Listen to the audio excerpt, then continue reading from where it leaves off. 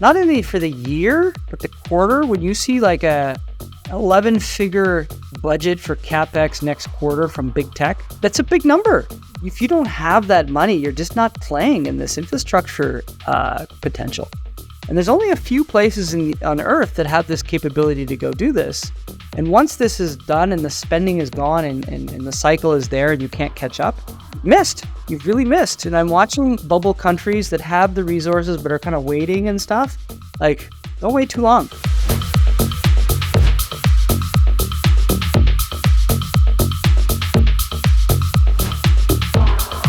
Hi folks, welcome to the Startup CEO Show. I'm your host, Mark MacLeod. We've got a different episode for you. This one's sort of inspired by Tim Ferriss, Kevin Rowe's random episode that they had recently. Now they did it with a bartender making them cocktails. We don't have that, but I get together with my good friend Amar Varma pretty regularly. Amar's here on the show with me.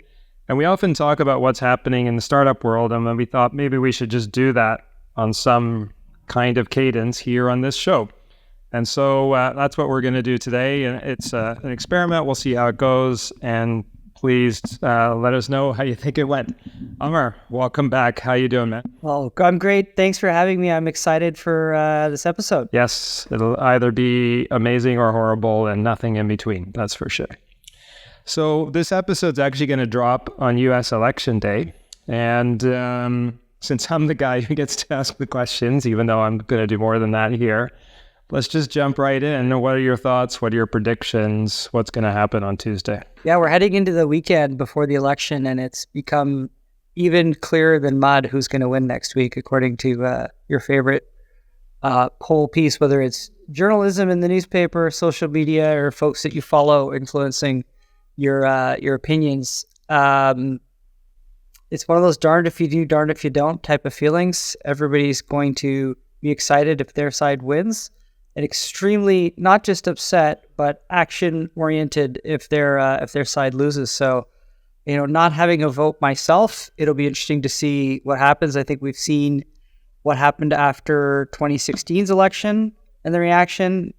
We saw what happened after the 2020 election and the reaction.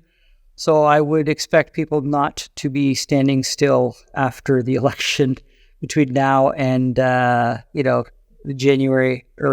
I mean, big lesson for me, if I think back to 2016, I actually was on a flight from Canada to London, England, the day of the election. I arrived at 9 p.m. London time, which was still middle of the day in the US. And I was like, oh, I'm sure Trump's going to lose. Hillary's going to win it, whatever, I'm going to go to bed. And then I woke up the next day in complete stunned disbelief and just sort of stumbled my way like a zombie around London, wondering what on earth happened. And so if there's a lesson there for me, it's don't take Trump for granted. I totally dismissed his candidacy the first time around, and it was real. Yeah, I don't think you can take anything for granted this election. We've had attempted shootings. We've had candidates, sitting president fallout. So it's just interesting to see all of this in 2024. I'm reminded. I'm a huge appreciator of the series Narcos on Netflix. Season 2 of the Mexico version. You'll see the 1988 election was taken, according to the show, by the cartel. They had a piece of software which was to predict the election results.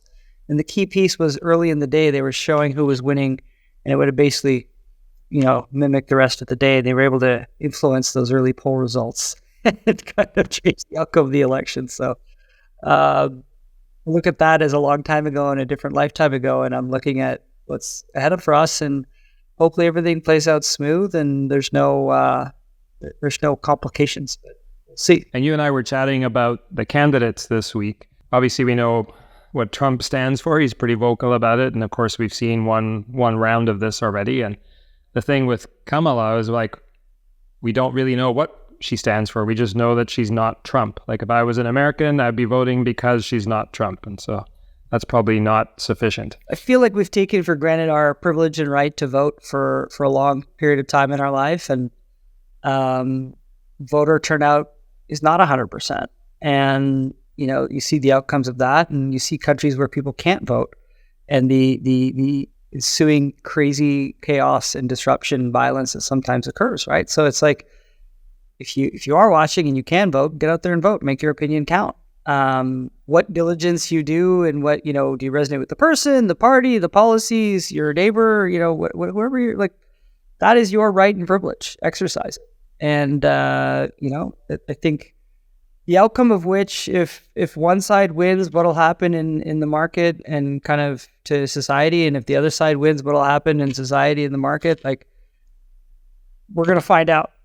There's going to be a very, very, very, very interesting dynamic either way for the next, at least, 2-3 years. Yeah, listen, without trying to come up with the canonical, ripping apart of the U.S. political system, which is way beyond my pay grade, I just think this whole two-party system is just deeply polarizing, right? It's like party over country. I think you're right. I think it's become this divisive tool in modern day versus it being a forum where you can kind of resonate and express your where you sit in the spectrum of policies in society and people in society. And now it's become, you're either with me or against me, or you're against me or you're with me, right?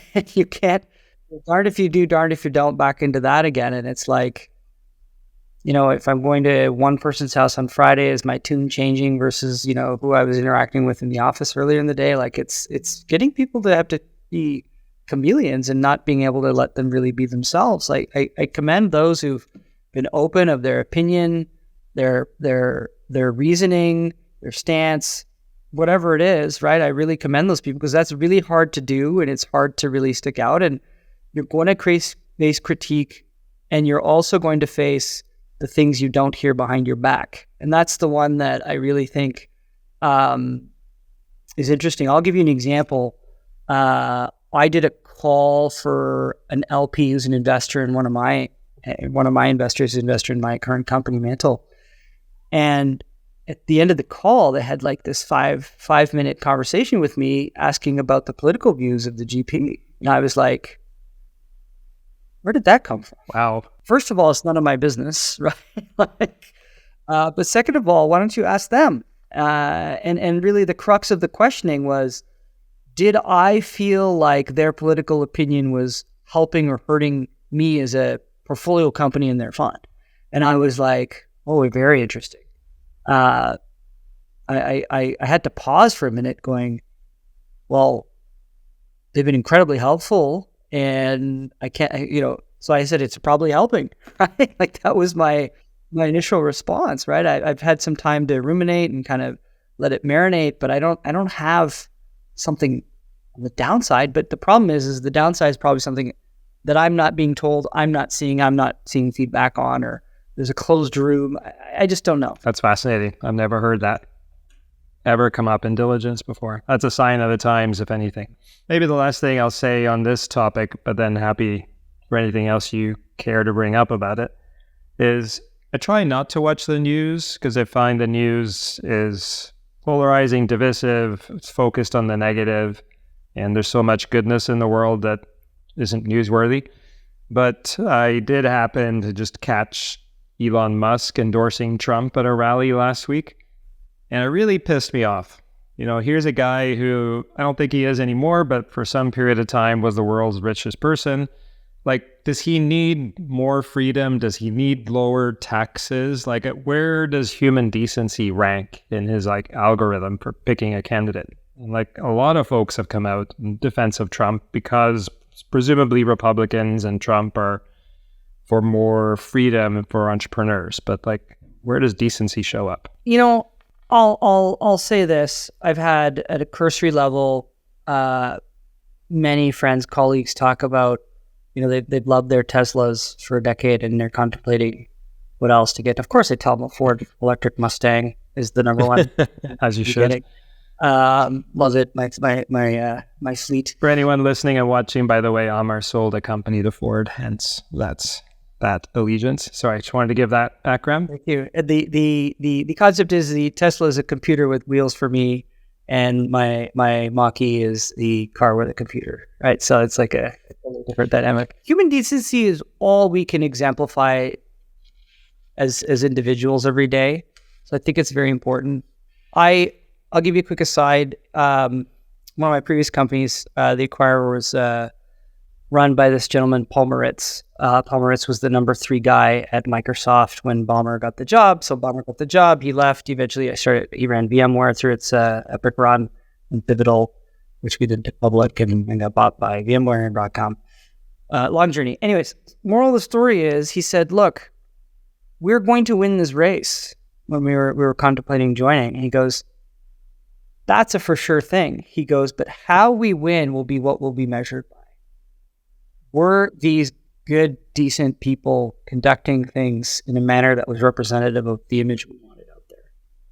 And that was the takeaway for me for life, where I was like, the privilege of the journey is in conducting yourself day to day with how you feel is exemplary of yourself and how you want others to perceive you and how you want to treat others and vice versa and how you want to be treated. And I just don't think there's anything more core or critical to that in the day to day. I'm by no means a politician or understand much about politics, clearly. So it's like, I don't know how that translates. But that's my fundamental core fabric of people I interact with and things that I'm involved with. Yeah, listen, I won't pretend to know what the reality is for a politician. I think many enter for the right reasons and then just get caught up in the system, but that's another topic. But let's stay on America for a second, right? You know, for certainly the entire time that I've been alive, right, America's been the, quote, leader of the free world. So much of global trade is US dollar based. It's kind of like the currency of reference. I don't know if it still is, maybe China is, but, you know, I think it was the world's largest economy for some reasonable amount of time. But, you know, do we still bet on America? Right, you know, the BRIC countries just had this big conference recently, and you know, Putin's bringing in all of his so-called friends, and you know, there's just troubled waters. Wondering what you think. You know, I always resonate with some things I see, and maybe part of it was just marketing and just frequency of seeing something. You know, betting on the index on the stock market is the proverbial betting on America. That's proven out to be a great bet, at least in our living lifetime, if not before that as well. I see that still continuing. But when I go back in history, kind of prior to some of these revolutions of industry, you know, there were other powerhouses and the GDP was distributed based on percentage of population of the world for you. I think back to India before colonial times, right? It was like, I think it was 27% of GDP because they were about 25% of the world's population. You know, some instant, no way, I didn't know that. It's a statistic, yeah. It's in one of Shashi Tharoor's books, you know, one of the existing politicians, he goes through this. But I think about it and I go, okay, what do you need to drive change in things now? You need something that's the equivalent of the fabric that connects us as a society. You know, at least for my lifetime, it feels like it's been some kind of energy, you know, oil and things that has been this global distribution. And that's got a very tight ecosystem amongst, you know, producers, suppliers, marketers in all the contracts that go back and forth on it. I'm watching this next wave now of countries that are starting to merge where they have large populations. They're able to have domestic markets on things that otherwise previously required support in America first. That's interesting. So, you know, I started investing in India maybe a decade ago. I started going to China for a number of years prior to COVID, and just watching that whole place move at a pace that, you know, I'm like, okay, they're living partly in the future, right? Like they're just able to do some of these things. You know, and I'm just like, huh. And I'm watching this phenomenon now of sovereign, AI labeled as a sovereign AI. It's something critical to your national identity, critical to your national security, and something that will define whether you're a player in the next chapter of global power or not. And it's super interesting for me to watch. The technology from an outsider perspective looking in is now something that should be relatively accessible to everybody. There's now trained open source models at scale. Like Android was an open source, operating system for mobile. Facebook, I guess Meta now has gone and created these open source models at scale for people that are pretty powerful. But we all know that that's what the front of what they're showing is, and the war is being fought on the back of things you're not seeing. Access to compute capability is a big deal. Access to energy, like if you look at the energy requirements for these things, like Microsoft went and is firing up a nuclear power plant to power their AI. Are you serious? Yeah. Wow. And if you, I think we were talking about this the other day, you start looking at the CapEx numbers. We're going to talk about that for sure. We'll get into that. We can get into it, right? Yeah. Like the CapEx numbers, not only for the year, but the quarter, when you see like a, 11-figure budget for CapEx next quarter from big tech, that's a big number. You multiply by 4, it ends up being a huge number across a 1-year period. And I'm like, if you don't have that money, you're just not playing in this infrastructure potential. And there's only a few places on Earth that have this capability to go do this. And once this is done and the spending is gone and the cycle is there and you can't catch up, you've really missed. And I'm watching bubble countries that have the resources but are kind of waiting and stuff. Like, don't wait too long. Canada's one of those places.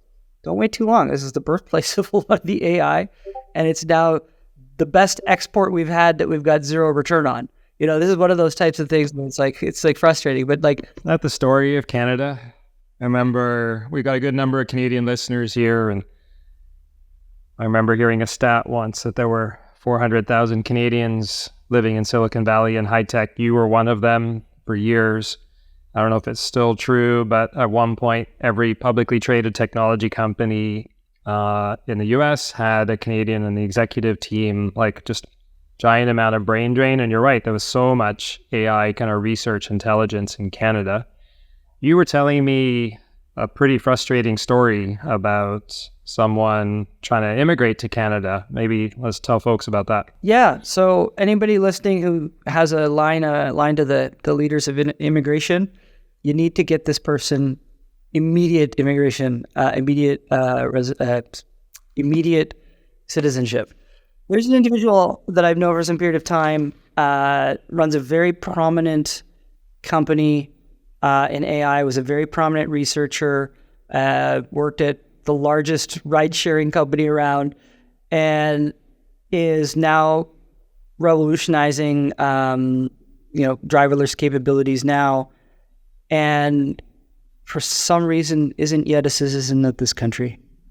And I met this person recently, and they're like, I recently was told my application was rejected. I don't want to swear on your show, but who the heck else is getting... You can. I do it all the time. Who the hell else is getting this immigration if it's not a person who's highly educated, highly skilled, prominent job creator, and just an all-around great person? I'm just shocked that this is somebody... I had to hear that story. It was like, yet again, I was let down by the government. And I'm just like, I'm not here to complain. If I don't like it, I got to go fix it. And this is one of the ones we need to go fix. So anybody listening, anybody who's aligned, reach out directly. We need to get this person citizenship and get past this, incomplete, whatever the status is of this thing. Yeah, super frustrating. Do you think AI, back to this concept of sovereign AI, is this the thing, like establishing some foothold in AI, is this the thing that's going to set countries up for the next generation? Short answer is yes. For me, the long answer is I take a lot of cues from Hollywood. So it's a guilty pleasure, right? I look back to, Bond villains. I look back to, Terminator. I look back to some of the things we're seeing, and I even think last year in the Mission Impossible series, there was this whole thing like, if you think the Cold War was something that just set the world stage for the how the world should end up, the next version of some kind of war is this cybersecurity war that starts as a cybersecurity war and then evolves into something larger, where if you can win the technology game, you can leverage it into a bunch of other pieces in the political chessboard. We've already seen wars being fought from computer terminals halfway around the world, right? Like, that's a thing today.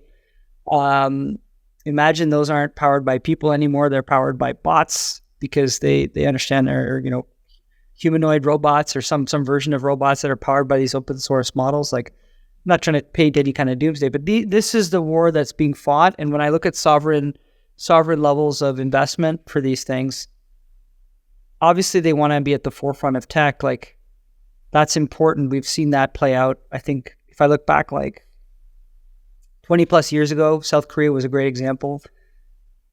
They went and invested immense amounts of money for broadband, and look at kind of a generation later, how prominent that's become and how important that country's become in terms of the knowledge-based economy and a lot of manufacturing. So I think we're seeing those groundworks being set now.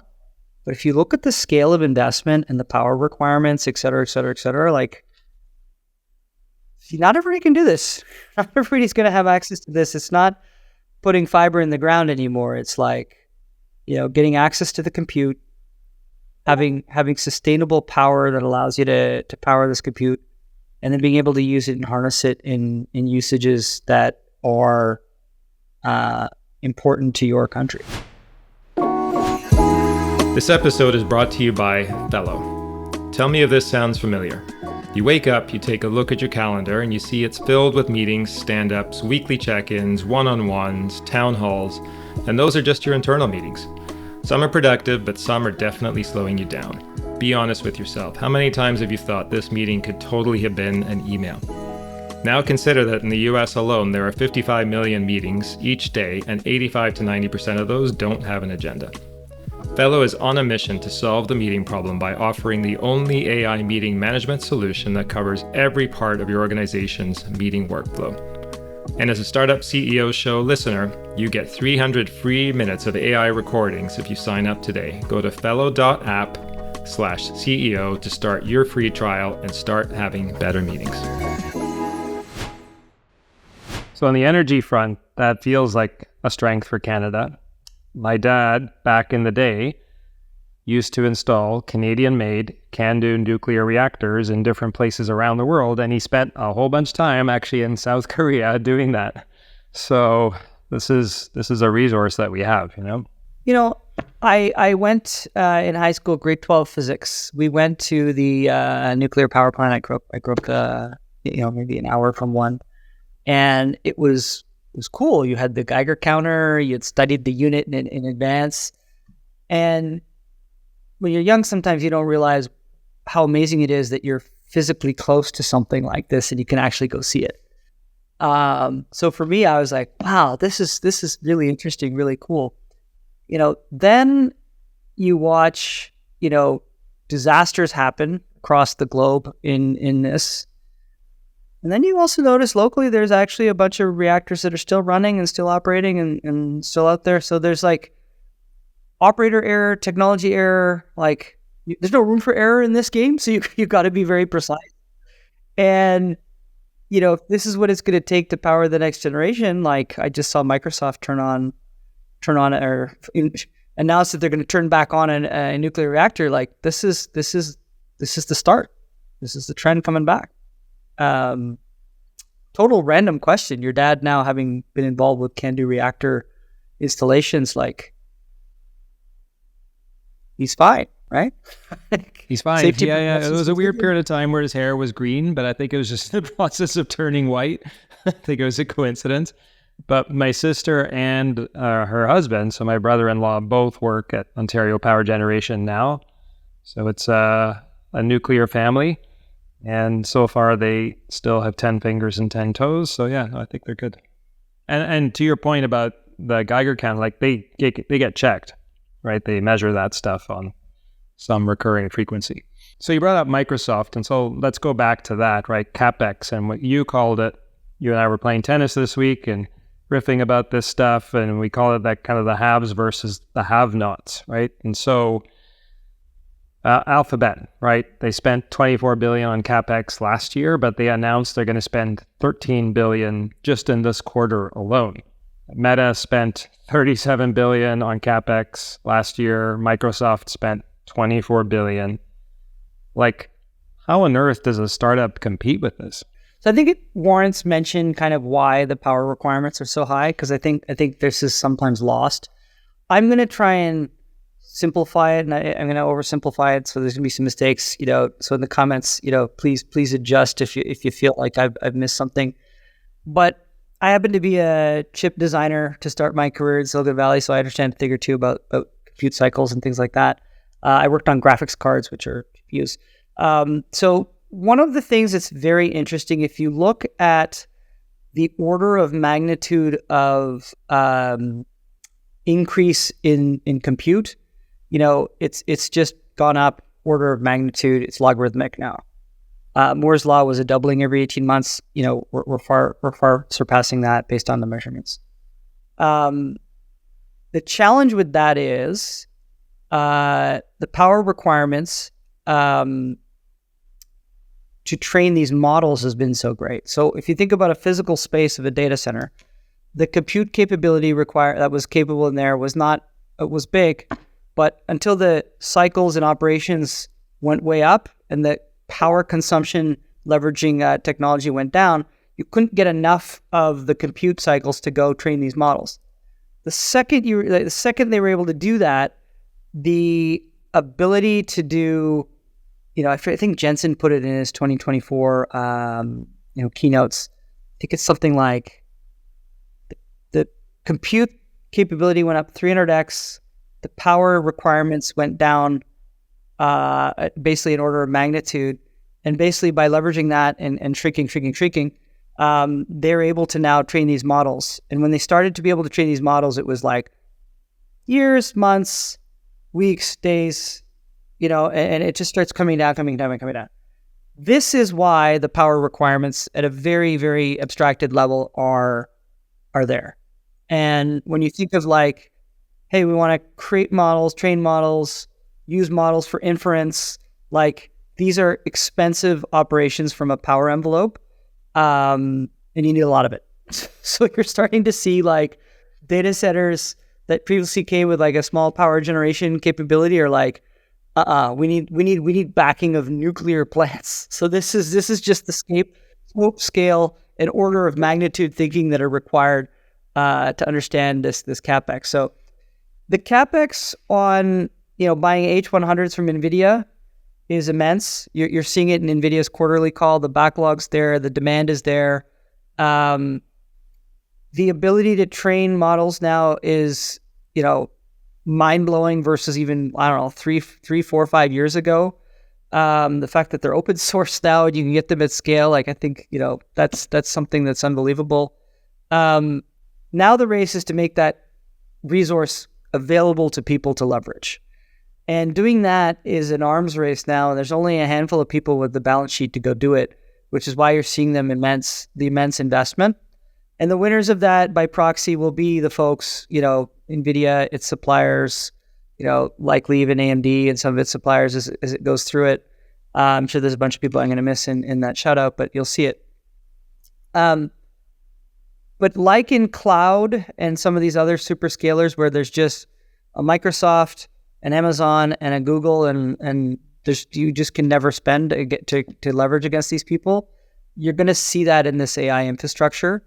And you're seeing the investments that were like quick to happen in a lot of the infrastructure companies. The scale is now just so large that, raising $500 million is an immense amount of money. But when you hear an announcement like we're spending $13 billion next quarter or $24 billion next quarter, you're just what's that be? Like, it's orders of magnitude off, and it's just like, how can you win in that situation, right? So that's really the interesting part. And the way to win is not to go after the core investment piece, but to go after the next piece of the roadmaps that they have that they may not be able to fulfill internally and stuff like that. And you get big wins that way. And you're seeing it. But it's just at such a scale now where, if you think of infrastructure, of construction of roads, airports, these things, like, we're now putting that into AI infrastructure. It's just unbelievable. I was not a chip designer. I'm buzzword compliant at best. And so I'm curious, like, do you take from this that anything foundational, anything horizontal at this point is really just the exclusive purview of the big players, and you have to kind of go vertical? Like, I'm dumbing it down, but like, is it as simple as that? Yeah, it's a good question. So I think the question is that, like, the opportunity to go invest in this infrastructure still available? For a select few, it is, right? I think for a select few, it is. The folks who know some of the tricks of how to get, the 10x gains or the 100x gains, you're still seeing companies being formed. You're still seeing investment going into those folks. But for the average person to go in now and say, hey, like, I'm going to go join like a company making a model, well, there's going to only be the super scaled folks and maybe a handful of others, maybe even less. Like, I put it at 3. The next wave now becomes, okay, train models. The next, to me, is now the inference. Can you go win the inference layer? And that's where you're seeing a lot of investment and a lot of really, really, really, really smart people who are spending their time on it. The luxury and benefit of all of those people putting their effort into it is you're seeing a lot of productivity capable applications that are starting to come out. Fully integrated is obviously a ChatGPT, but like the consumer side of winning in this is you're amazing resources at hand. Seeing it now in an enterprise capability where, we're working on one of them for ourselves, like kind of seeing a vertical model where it's integrated, helping people do their job better, not just like, multiples better, but like, orders of magnitude faster, better, smarter is just like, okay, we're seeing that and we're just at the start of it. And every vertical has some play of like, hey, we use AI to fix your workflow or, ingest documents and give you this output. It's like, it's coming. It's here and it's in trial, or you're already using it. You don't realize it. So it is coming. Those will be a lot of the productivity gains we'll see over the next, call it 2 to 5 years. So if I were to start over today or start again today, I would really be looking in that area, and I'd really be looking for a knowledge surface area where I'm an expert. I have really good relationships with design partners or somebody in the industry who really knows what they're doing. I'll pick health tech, healthcare, right? Everybody's like, hey, doctors should have transcription or use AI models to help with billing codes and these things. And it's fun. Yeah, of course they should. But do you know enough people practicing that could help you form and kind of figure out how to optimize all those things? Do you understand how the clinic works? Do you understand its scale? Like, what a regional thing like a New York Presbyterian, how does it operate? How does it do all this stuff? Is it outsourced to a third party? Do you need to work with a third party farm? Like, there's a lot in here that's super exciting to go through. Other areas I think are super interesting is you're seeing in I'm maybe biased because I'm an enterprise focused person, but you go into these large organizations and there's like $100 billion being spent in general IT budget, and nobody knows what some of the programs or some of the software repositories are doing. There's really an amazing opportunity to go in there and be like, okay, let us use these capabilities to tell you what the code bases are doing, which applications are powering, which stuff is like sliced off code that has no functionality that you can stop maintaining. Like, there's just a bunch of these obvious things that are out there. And then the other one I talk about if I were to, ever do a service business again is like, there's so many applications people need, but if you could start from some base layer of a platform that's built for half of the stuff we know we need to do, and the other half is a service engagement to get it right with the customer, I think you could have infinite business right now. I'm just seeing it in some of my investments, my friends doing this stuff. Fascinating.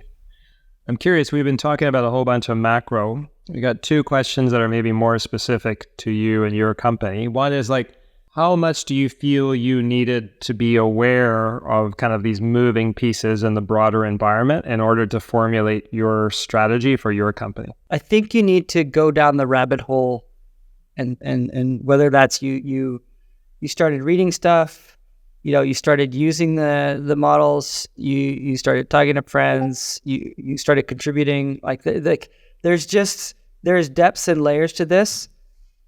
My co-founder Dwayne Ford is the CTO here. He put out a piece on our site on how to think about models. At this point, unless you're super skilled, it's this tame, not train.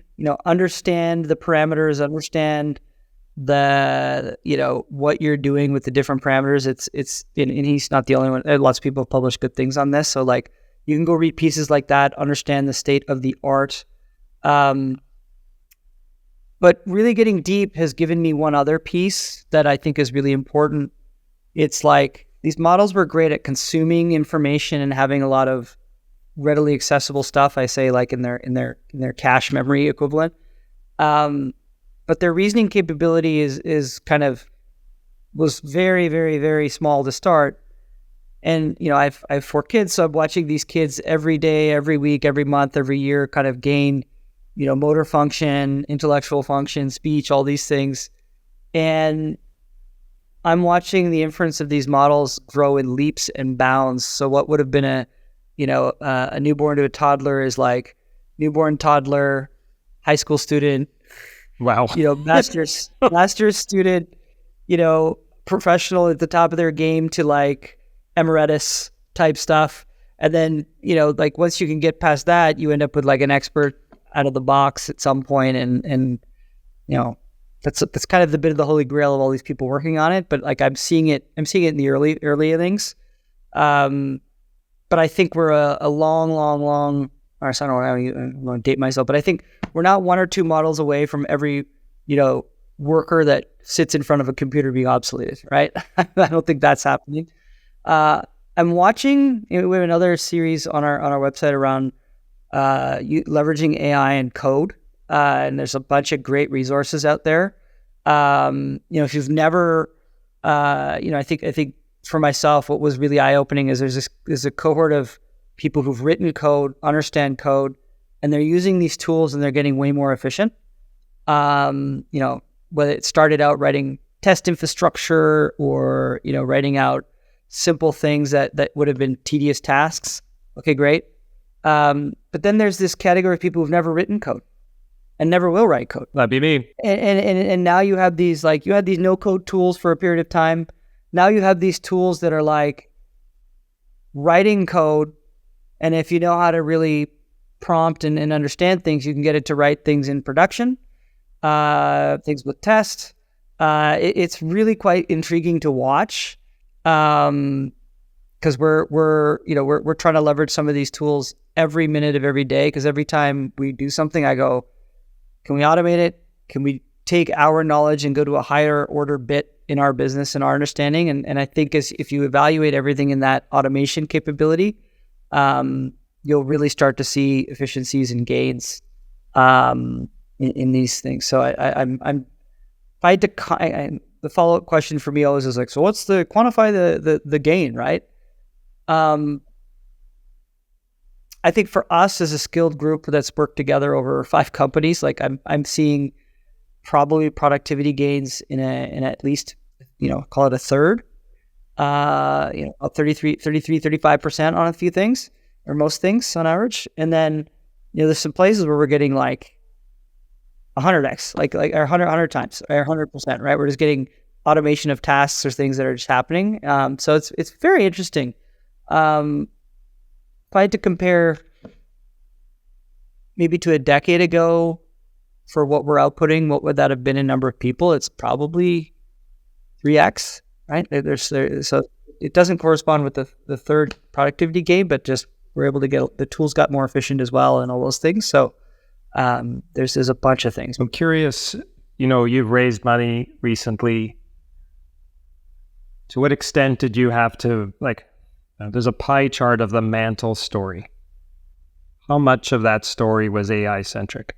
In terms of fundraising, none, because we'd raised in the fall of 2022, so maybe about 2 years or so.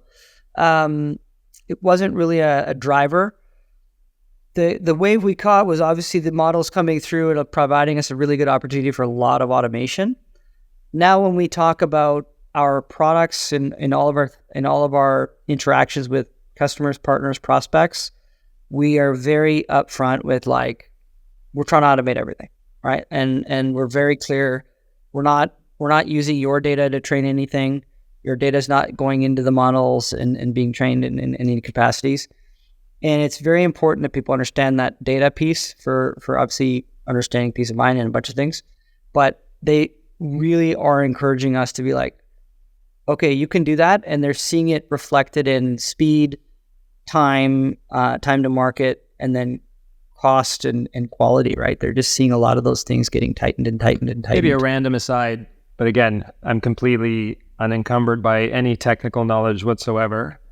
What role does D-Wave and quantum computing have to play here at all? I'm probably likewise. Does that lower the burden? I feel like we're brute forcing our way through things now. Does this change that at all? I see star asterisk, I'll likewise say I'm not fully qualified to comment here. I will say quantum computing has always been an interest of mine, and just in terms of reading and curiosity, I never felt skilled that I could go work in it because it felt like a 30-year company to build or something like that. If you plot the gains and you plot the charts, it's kind of the holy grail. There's some folks that are out there now with commercial opportunities that seemingly are starting to crack the nut.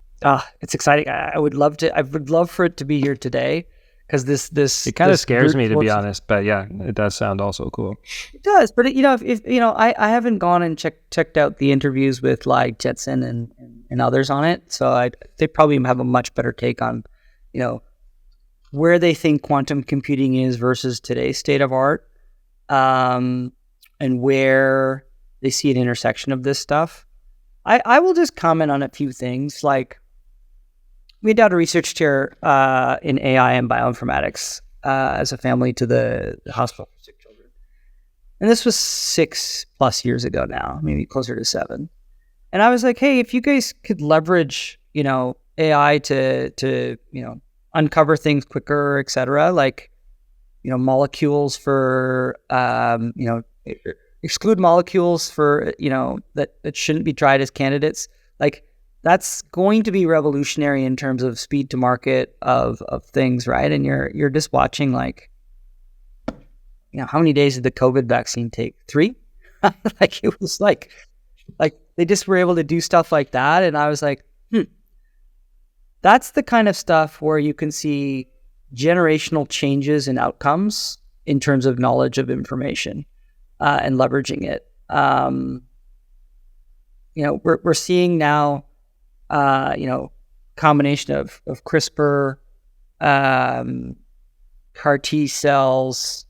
There's a couple other, alpha folding problem has now been solved, not just the first, but second, third one's solved now, right? You could start seeing these types of things that are jumping. And I think in terms of isolating, reasons and root causes for defects or aging or longevity, you're starting to see a bunch of people spend a lot of time and money in this area. That's super exciting to me, right? If that can be unlocked by quantum computing, we should all be working on that. That would be cool. I'm certainly into learning how to slow down aging. I have a vested interest in that. Maybe last big topic. You and I were marveling at the set of funds that General Catalyst announced last week. $8 billion in new funds. These guys have been around since 2000, and for anyone tracking, this is a 40% increase in their assets under management, giant expansion. What's your take on that? Yeah, so Mark, you and I have been around the VC game for a long time. I joined my first firm that was it was 2000, mid 2000s. It was $1 billion plus. It was giant. Mm-hmm. Now today, that is not a giant firm. And I'm watching, I think Lightspeed's gone and done it, and Recent's gone and done it. Sequoia's gone, and all the big firms have gone and done it and raised billions and billions and billions of dollars. And when I saw General Catalyst do $8 billion, I was just like, what are they investing in? And to me, there has to be some thesis of like, we're going to go invest in some kind of public market equivalence. They're investing in NVIDIA stock. Maybe, right? Like NVIDIA has just outperformed everybody, right? It's just like, if you just had the index versus, some venture portfolio, I think the returns were ahead over the 10-year time period, right? And you just That's correct. How does that feel for paying 2 and 20 or 3 and 20 or 3 and 30 or whatever and having your money be tied up for at least 10 years. And your liquidity premium for that too, right? So it's just like, I'm really amazed at the scale of money going into this. Really impressive to see. I'm just watching to see, like, when you have to manufacture opportunities to put money to work, it feels a little less authentic. Yeah. I feel like SoftBank did that. SoftBank did. I watched a lot of PE people over the last decades with large amounts of capital. They're obviously manufacturing outcomes, but they were able to go find mispriced assets at scale. And put a formulaic, like, here's how we're going to buy it. Here's how we're going to tighten all the screws. And we're going to make, we're going to create this rosy picture at the end, and somebody else is going to buy it, right? Like, I've watched them do that at scale. That is not the craft or the experience of most people in startups and venture. Like, that is just not the DNA of the person. That is not the apprenticeship. So I'm interested to see the openings of which partners start joining, which partners start leaving. Because, if you've worked at a firm and you've been at a $300 million fund for, 10, 12 years, having $3 or $6 or $10 billion is a much different game. Is that why you got into this business? Was that your passion? Is that where you really see your best superpower being flexed? Like, I just don't think that's true. But then there's some who've really adapted with the times. They've become the great investors across decades at scale. And those are very few. I'm like, how old's Vinod Khosla? He's still at it. Still a baller. I remember Cisco buying Sorrent for, I don't know, it was $6.7 billion when I lived in Silicon Valley. I was like, oh my God, this is amazing. Like, that was him. That was like decades ago. He's still doing it, right? It's like, but if you put a $6.7 billion exit in the $8 billion, fund plus growth vehicle, I don't think you get all the money back. Like, I had a $50 million fund back in the day, which I would need to turn into $150 million for the math to work and to deliver on the promise that LPs expect. And I was stressing out figuring out how to do that, right? Let's say you own 10% of the companies, you got to generate $1.5 billion of outcomes, right? In order to get the $150 million for the venture fund math to work. I would literally just have a coronary if I was responsible for generating a return on $8 billion. Well, what's happening now, and I'm watching this, is when you watch these portfolios, a lot of the times the best companies out of the gate get picked up early. And when they get picked up early, the fund's like, shoot, you were supposed to be the fund maker. Let me give you another round. Let me preempt this deal. Let me give you more money at whatever valuation they can wrangle that's proportionate with the amount of money, and go for that next rung. And when you see that, you're like, okay, there's a defined probability weighted outcome the entrepreneurs and investors have to get in on together. And it's like, okay, I'm not exiting here. I gotta take the money at this point and 10x it from here so that I can make your fund. You can fundraise on this, and I'm taking all the risk, which is why you're seeing a flurry of these secondaries that have happened over the last number of years. I was just gonna say that to me is just giant secondary territory. And they're like, hey, you don't get your head around an entrepreneur. Here's a huge secondary. It's fine. Carry on and keep doing you. And it's just like, okay, that's fine. It's the game, but it doesn't feel like the acquiring capability is out there to go consume things at scale right now, especially with big tech in a purgatory zone, right? With DOJ. But it's just like, with that wheel not turning, all of this money is going in, and it's kind of creating this cascading effect. If there's no returns, there's no recycling of that money. And if you look at DPI, I'm in dozens of funds. Like, I wish there was just more DPI. They're not bad funds. They're in a vintage where there's not enough exits. So true. Yeah, so true. Do you connect the dots?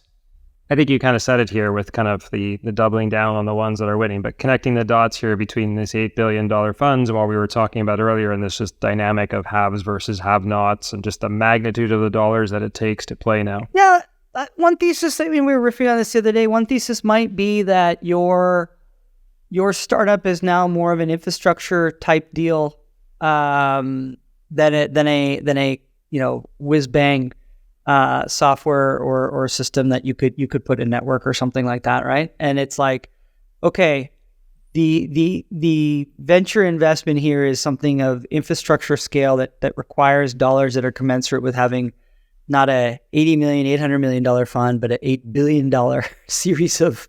And we're just picking on 8 because that's what they announced. But that commensurate with that kind of scale, if it's working and you're putting money and you have like a clear ROI for each dollar spent, okay, got it. But there are a lot cheaper costs of capital when you start getting at that scale that like don't have venture people behind them. It's just like, it's interesting to see. I have a purview through my investments on a lot of this. But a lot of the backers are really important in institutions around the world, and if they're directionally wrong, and they're wrong at scale, watch out. I worry about that, to be honest, and it's probably out of scope and out of time to unpack it fully. But we just came through a drunken orgy of investing in 2021, and now I feel like this notion of deploying $8 billion forces artificial behavior and is sort of just like SoftBank all over again. I have to like artificially and prematurely anoint kings, and I worry that it just doesn't turn out well. Yeah, let me flip one thing for us here. Like, I don't want to make it feel like we're just we're of a different generation. It was harder in our time. Like, those old guys, they don't get it. Well, it's very much, there's a lot of promise, a lot of opportunity. I want to be very clear that is a thing. I just feel like as the landscape is shifting and the game is changing and the order of magnitude of the scale is going up by another order of magnitude, it's like, let's not forget what makes these ventures successful. And it's the people who run them and work through them, that they are putting their entire life and time into it. So there's a lot of optimism. I think really now we'll see some outcomes over the hill here. But let's just be mindful of the scale of those outcomes. Like, I don't is there a world in which you start seeing, multi-$100 billion exits? Well, this is fascinating stuff. As I expected, I knew we would run out of time before we could get through all of these topics. So I guess we're just going to have to do it another time. And we're about to enter the never-ending Canadian winter. So maybe the next time has to be in person with a single malt and like a smoking jacket or some kind of dipshit thing like that. But Amar, fascinating stuff. And I really enjoyed the conversation. Thanks for having me. Always a pleasure, and see you soon. See you soon. Hey, thanks for listening to the Startup CEO Show. If you'd like to connect with me, be sure to visit my website at markmacleod.me or follow me on LinkedIn at @themarkmacleod or Twitter at @markmacleod_. And if you want to tune in again next week, be sure to subscribe on YouTube, Spotify, Apple, or wherever you get your podcasts. We'll see you next time.